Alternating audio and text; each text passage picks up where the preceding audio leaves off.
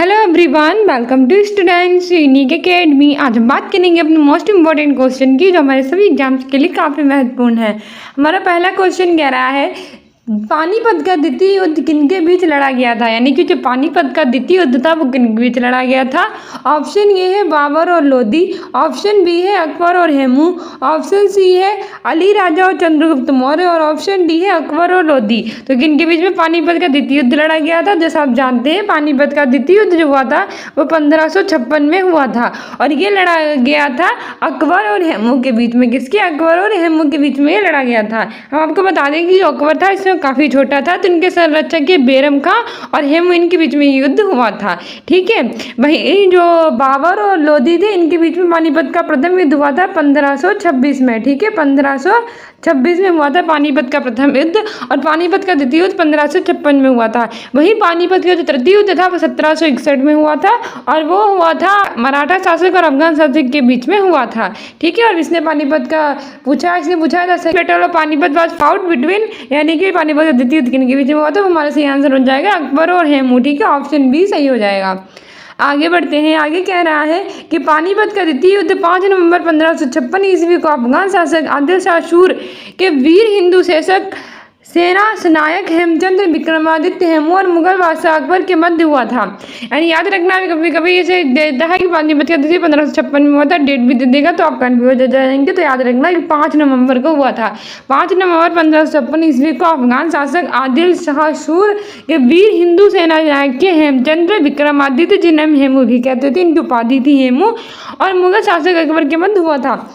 युद्ध का प्रारंभिक क्षण हेमू के पक्ष में जा रहा था, लेकिन उसकी आंख में एक तीर जड़क जाने के कारण व्यापक हो बैठा। अकबर के संरक्षक बैरम खान ने हेमू को गिरफ्तार करके मरवा दिया और पानीपत का द्वितीय युद्ध जीत लिया। ठीक है, आगे बढ़ते हैं। आगे हमारा कह रहा है कि चक्रवर्ती राजगोपालाचारी से पूर्व भारत के गवर्नर जनरल कौन थे? यानी कि चक्रवर्ती राजगोपालाचारी थे, इससे पहले भारत के गवर्नर जनरल कौन थे? ऑप्शन ए है लॉर्ड माउंटबेटन, ऑप्शन बी है लॉर्ड इरविन, ऑप्शन सी है वॉरेन हेस्टिंग्स, और ऑप्शन डी है लॉर्ड मेमो। तो अगर हम बात करें चक्रवर्ती राजगोपालाचारी की, तो हमारे ये भारतीय गवर्नर जनरल थे, लेकिन इनसे पहले हमारे जो लॉर्ड माउंटबेटन थे वो भारत के गवर्नर जनरल बने थे। ठीक है, तो ऑप्शन ए सही हो जाएगा, लॉर्ड माउंटबेटन। ठीक है, आगे बढ़ते हैं। आगे कह रहा है कि लॉर्ड माउंटबेटन यानी कि Louis Francis Albert Victor Nicholas स्वतंत्र भारत के पहले और चक्रवर्ती राजगोपाल से पहले पूर्व भारत के गवर्नर जनरल थे। वॉरेन हेस्टिंग्स बंगाल के प्रथम गवर्नर जनरल थे। वहीं जो वॉरेन हेस्टिंग्स थे वो कौन थे? बंगाल के पहले गवर्नर जनरल थे वॉरेन हेस्टिंग्स, और भारत के पहले गवर्नर जनरल थे लॉर्ड विलियम बेंटिक थे। कौन थे? लॉर्ड विलियम बेंटिक थे। आगे बढ़ते हैं। आगे कह रहा है कि पृथ्वी की संरचना में रासायनिक लौह तत्व यानी कि आयरन की कितनी मात्रा होती है, यानी कि what is the percentage of iron in chemical composition of earth, यानी केमिकल के कंपोजिशन में आयरन की कितनी परसेंटेज मात्रा होती है? ऑप्शन ए है लगभग 20 से 22%, ऑप्शन बी है लगभग 25 से 27%, ऑप्शन सी है लगभग 40 से 42%, और ऑप्शन डी है लगभग 32 से 35%। तो अगर हम बात करें पृथ्वी की संरचना में लौह तत्व की, तो उनकी मात्रा होती है हमारा ऑप्शन डी सही हो जाएगा, लगभग 32 से 35%। कितनी होती है? 30 से 35% तक होती है। ठीक है, ऑप्शन डी सही हो जाएगा। आगे बढ़ते हैं। आगे कह रहा है कि पृथ्वी की संरचना में आयरन की 32.1%, और जो हमारा ऑक्सीजन होता है इसकी 30.17%, सिलिकॉन की 15.1%, मैग्नीशियम 13.9%, सल्फर 2.9%, निकल 1.8%, कैल्शियम एल्यूमिनियम तत्व पाए जाते हैं। भू रसायन शास्त्री डब्ल्यू क्लार्क ने अनुसार पृथ्वी की भूपट्टी में लगभग 47% तक ऑक्सीजन होती है। ठीक है, आगे बढ़ते हैं।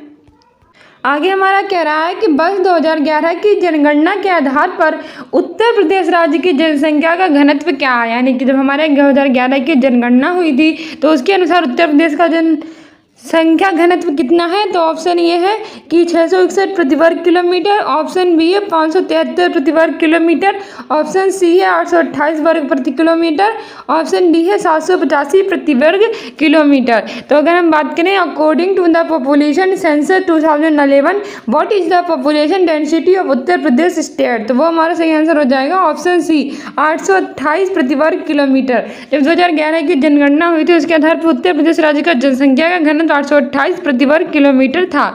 ठीक है, आगे बढ़ते हैं। आगे कह रहा है कि वर्ष 2011 की जनगणना के आधार पर उत्तर प्रदेश राज्य का जनसंख्या घनत्व 828 प्रति वर्ग किलोमीटर है। 1 किलोमीटर के क्षेत्रफल में रहने वाले व्यक्तियों की संख्या को जनसंख्या घनत्व कहते हैं। ठीक है, जनसंख्या घनत्व क्या कहलाता है? 1 किलोमीटर की जनसंख्या में रहने वाले जो व्यक्ति होते हैं उन्हें जनसंख्या घनत्व कहते हैं। ठीक है, आगे बढ़ते हैं। आगे कह रहा है हमारा अगला क्वेश्चन, आगे हमारा कह रहा है कि पृथ्वी का अर्धव्यास कितना है, यानी कि जो हमारी अर्थ है उसका अर्धव्यास कितना है। तो ऑप्शन ये है 5999 किलोमीटर, ऑप्शन बी है 6371 किलोमीटर, ऑप्शन सी है 6990 किलोमीटर और ऑप्शन डी है 9066 किलोमीटर। तो अगर हम बात करें what is the radius of earth, यानी कि पृथ्वी का अर्धव्यास कितना है, तो पृथ्वी का अर्धव्यास यानी कि रेडियस होता है, हमारा सही आंसर हो जाएगा ऑप्शन बी 6371 किलोमीटर। तो हमारा जो पृथ्वी का अर्धव्यास यानी कि रेडियस होता है अर्थ का वो 6371 किलोमीटर होता है। ठीक है, ऑप्शन बी हमारा सही हो जाएगा 6371 किलोमीटर।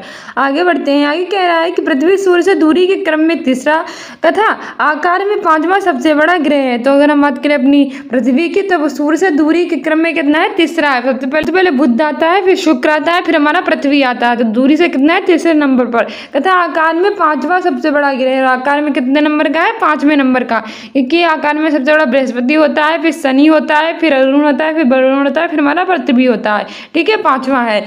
अब तक ज्ञात उपग्रहों में से एकमात्र ऐसा उपग्रह है जिस पर जीवन संभव। इसका विषुवतीय त्रिज्या 6378 किलोमीटर तथा ध्रुवीय त्रिज्या 6357 किलोमीटर है। पृथ्वी की औसत त्रिज्या 6371 किलोमीटर। कुल क्षेत्रफल है हमारा है 510100.000 वर्ग किलोमीटर। ठीक है, आगे बढ़ते हैं। आगे कह रहा है कि उत्तर प्रदेश राज्य में किस जनपद में लिंग अनुपात सबसे अधिक है, यानी कि उत्तर प्रदेश राज्य का ऐसा कौन सा जनपद है जहाँ लिंगानुपात सबसे अधिक है। तो ऑप्शन ये है आजमगढ़, ऑप्शन बी है देवरिया, ऑप्शन सी है गोरखपुर और ऑप्शन डी है जौनपुर। तो अगर हम बात करें which district in Uttar Pradesh has the highest sex ratio, यानी कि सबसे ज्यादा सेक्स रेशियो कहाँ पर है, तो हमारा ऑप्शन डी सही हो जाएगा जौनपुर में। जौनपुर का जो सेक्स रेशियो है सबसे ज्यादा है। ठीक है, आगे बढ़ते हैं। आगे कह रहा है कि उत्तर प्रदेश राज्य के जिले और लिंगानुपात, यानी कि उत्तर प्रदेश के कुछ राज्य जिले दिए गए हैं और लिंगानुपात। तो सबसे ज्यादा आपके आजमगढ़ का है 1019 किलोमीटर, फिर देवरिया का है 1017 किलोमीटर, फिर गोरखपुर का है 944 किलोमीटर और फिर जौनपुर का है 1024 किलोमीटर। ठीक है, आगे बढ़ते हैं। आगे कह रहा है कि निम्न में से किसने उत्तर प्रदेश राज्य के राज्यपाल का पदभार कभी नहीं संभाला, यानी कि इन चारों में से वो कौन है किसने उत्तर प्रदेश के राज्यपाल का पदभार कभी नहीं संभाला। ऑप्शन ये है श्री चंद्रभानु गुप्ता, ऑप्शन बी है PHP Modi, option Shri HP Modi, option C है श्री कन्हैयालाल मणिकलाल मुंशी और ऑप्शन डी है श्री बुरगुला रामकृष्ण राव। तो अगर हम बात करें who amongst the following has never served as governor in the Uttar Pradesh state, यानी उत्तर प्रदेश राज्य के राज्यपाल कभी नहीं बने, तो ऑप्शन आंसर हो जाएगा ऑप्शन ए श्री चंद्रभानु गुप्ता। जो चंद्रभानु गुप्ता हैं वो कभी भी उत्तर प्रदेश राज्य के राज्यपाल नहीं रहे हैं, जबकि श्री HP मोदी, मणिकलाल मुंशी और बुरगुला रामकृष्ण राव ये तीनों हमारे क्या रहे हैं उत्तर प्रदेश के राज्यपाल रहे हैं, लेकिन चंद्रभानु गुप्ता कभी उत्तर प्रदेश के राज्यपाल नहीं रहे हैं। ठीक है, ऑप्शन ये सही हो जाएगा। आगे बढ़ते हैं। आगे कह रहा है श्री हराम सजी पेरोसा मोदी 1945-1952, श्री कन्हैयालाल मणिकलाल मुंशी 1952-1957 और श्री बुरगुला रामकृष्ण राव 1960 से 1962, 1960 से 1962 उत्तर प्रदेश के राज्यपाल रह चुके हैं, लेकिन श्री चंद्रभानु गुप्ता उत्तर प्रदेश के राज्यपाल कभी नहीं रहे हैं। ठीक है, आगे बढ़ते हैं। आगे कह रहा है कि किस आंदोलन के लिए महात्मा गांधी द्वारा करो या मरो का नारा दिया गया, यानी for which movement Mahatma Gandhi gave the slogan do और डाई, यानी डू और डाई वाला जो आपका नारा था वो महात्मा गांधी जी ने कब दिया था। ऑप्शन ये है पूर्ण स्वराज आंदोलन, ऑप्शन बी है भारत छोड़ो आंदोलन, ऑप्शन सी है दांडी मार्च या नमक सत्याग्रह आंदोलन, ऑप्शन डी है खिलाफत आंदोलन। तो महात्मा गांधी की बात करें तो इन्होंने डू और डाई का नारा दिया था, ऑप्शन बी सही हो जाएगा भारत छोड़ो आंदोलन के दौरान, यानी कि क्विट इंडिया मूवमेंट के दौरान करो या मरो डू और डाई का नारा दिया था। ठीक है, आगे बढ़ते हैं। आगे कह रहा है करो या मरो का नारा महात्मा गांधी ने भारत छोड़ो आंदोलन के समय दिया था, जिसका अर्थ होता है कि भारत की जनता देश की आज़ादी के लिए हर तरह का प्रयत्न करे थी।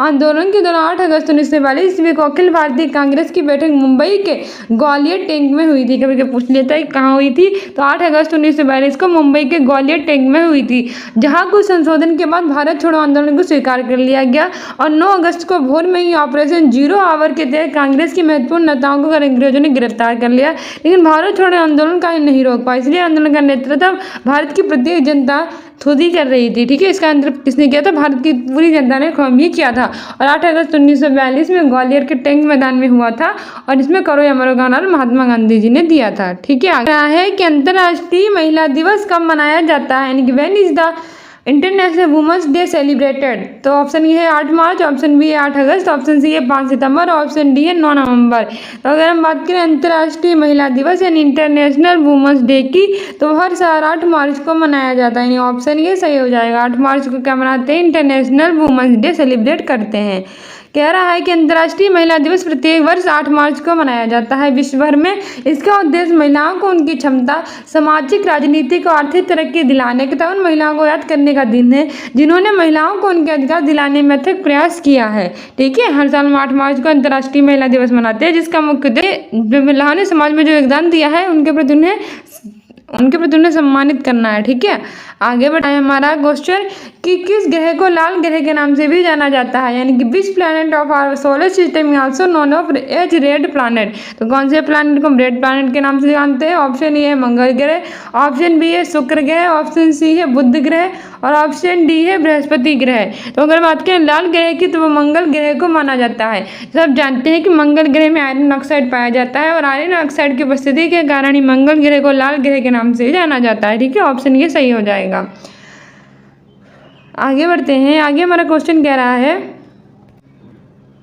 ठीक है आगे बढ़ते हैं। आगे कह रहा है कि सौर मंडल में मंगल ग्रह सूर्य से दूरी के क्रम में चौथा, आकार में 7वां सबसे बड़ा ग्रह है, यानी कि जो मंगल है दूरी में चौथा है। सबसे पहले बुध है, फिर शुक्र है, फिर पृथ्वी है, फिर मंगल है। तो सबसे चौथे नंबर का हो जाएगा दूरी में, और जो आकार है उसमें 7वां सबसे बड़ा ग्रह है।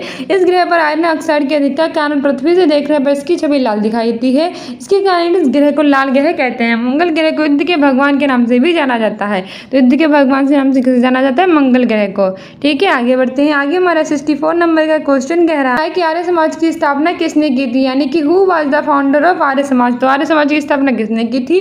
तो ऑप्शन ए है राजा राम मोहन राय, ऑप्शन बी है स्वामी विवेकानंद, ऑप्शन सी है स्वामी दयानंद सरस्वती और ऑप्शन डी है राजा राधाकांत देव। तो अगर हम बात करें आर्य समाज की, तो इसकी स्थापना 1975 में की गई थी स्वामी दयानंद सरस्वती के द्वारा, यानी स्वामी सी सही हो जाएगा। स्वामी दयानंद सरस्वती ने 1975 में आर्य समाज की स्थापना की थी। और काफ़ी एग्जाम में पूछ लेता है कहाँ की थी, तो वो उन्होंने की थी मुंबई में। ठीक है, मुंबई में 1975 में स्वामी दयानंद सरस्वती ने आर्य समाज की स्थापना की थी। और वही जो राजा राममोहन राय थे, इन्होंने 1815 में आत्मीय सभा की स्थापना की थी और 1828 में इन्होंने ही ब्रह्म समाज की स्थापना की थी। ठीक है, और स्वामी विवेकानंद ने रामकृष्ण मिशन की स्थापना की थी, तो याद रखना। आगे कह रहा है कि स्वामी दयानंद सरस्वती ने आर्य समाज की स्थापना अप्रैल 1975 में मुंबई में की थी, जिसका उद्देश्य वैदिक धर्म को शुद्ध रूप से स्थापित करना, भारत को धार्मिक, सामाजिक व राजनीतिक रूप से एक सूत्र में बांधना और पाश्चात्य प्रभाव को समाप्त करना है। ठीक है, आगे बढ़ते हैं। आगे कह रहा है कि उत्तर प्रदेश राज्य में उर्दू को द्वितीय राजभाषा कब घोषित किया गया, यानी कि उत्तर प्रदेश में जो उर्दू है उसको द्वितीय राजभाषा कब बनाया गया, यानी कि विच ईयर बाद Urdu declare as second official language of Uttar Pradesh. Option A है वर्ष 1986, ऑप्शन बी है वर्ष 1982, ऑप्शन सी है वर्ष 1989, ऑप्शन डी है वर्ष 1991। तो अगर हम बात करें उर्दू, तो इसकी द्वितीय राजभाषा बनाया गया था वर्ष 1989 में। कब? वर्ष 1989 में उर्दू को द्वितीय राजभाषा घोषित किया गया था।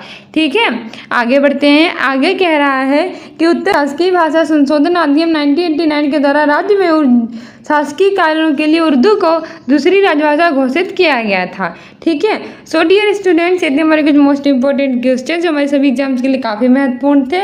ये इसके काफ़ी वीडियोस बना के रखे हैं, अगर आपने ना देखे हो तो देख लेना और अगले वीडियो में हमारे साथ बने रहिए। आगे क्वेश्चन मैं अगले वीडियो में करवाऊंगी। फिर like this video, like, subscribe and share, we continue with next video. Thank you, bye.